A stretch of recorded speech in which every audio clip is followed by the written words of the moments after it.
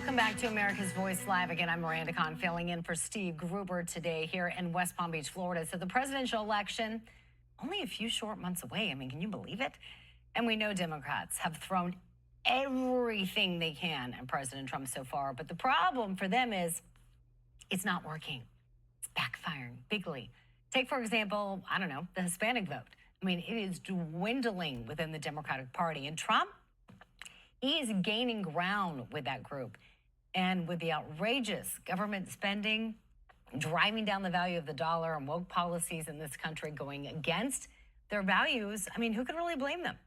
Here to talk with us more about this is Forbes columnist and co-founder of Latino Wall Street, Gabby Barosby. Gabby, thank you so much for joining us. Hello, Miranda. Thank you so much for having me. Yeah, the Democrats, they try, and they try so hard, and they sound so desperate. They tried to pander and try to put everyone under one tent and act like, as Biden has said before, you're not black if you don't vote for me.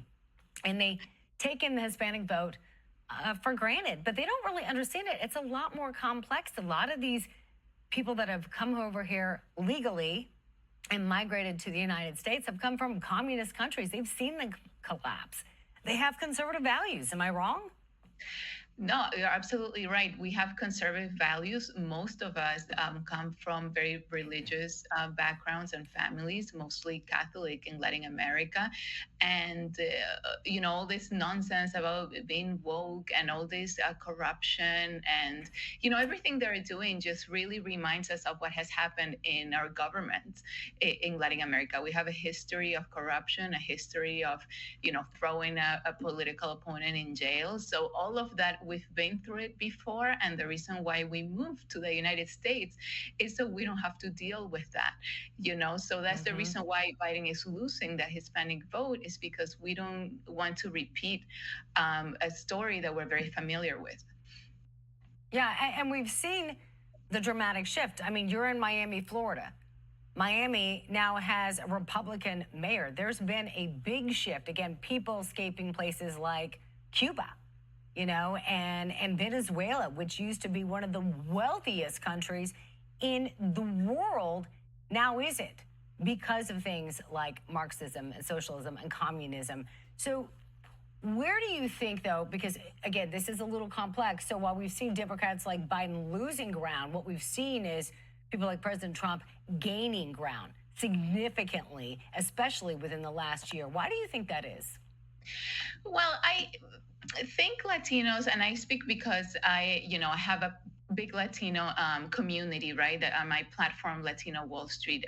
And I can tell you, every time there's any discussion about those two candidates, people are always rooting for Trump. And I really believe it's because Latinos are very much inspired by him in the way that he's redefining American success.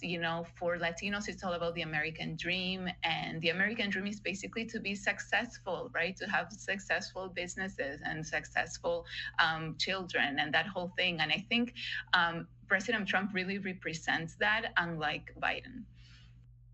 Yeah, definitely. What are your thoughts when you see, and what do your readers tell you as well, when they see people like Joe Biden not be able to say bodega, or just really insulting things to the Latin community? What are their thoughts to that? Do they pick up on that? Are they insulted as much? I'm insulted, and I'm not Hispanic.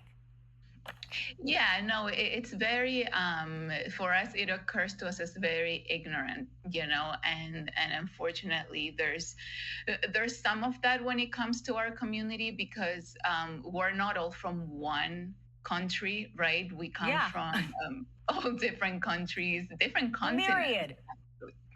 Right. So it's one culture, but there's a lot of different variations. So he's showed that he really doesn't understand where we come from, saying things like that. And we just don't feel any type of connection with him. We can't relate. We're not inspired. What inspires us is when someone, like I said, especially a Latino moving to the U.S., is we're looking to make it. We're looking to make money. We're looking looking to be successful. We're looking to have our family be successful as well. And unfortunately, we cannot look up to our current leader because Biden really doesn't have anything we want to have.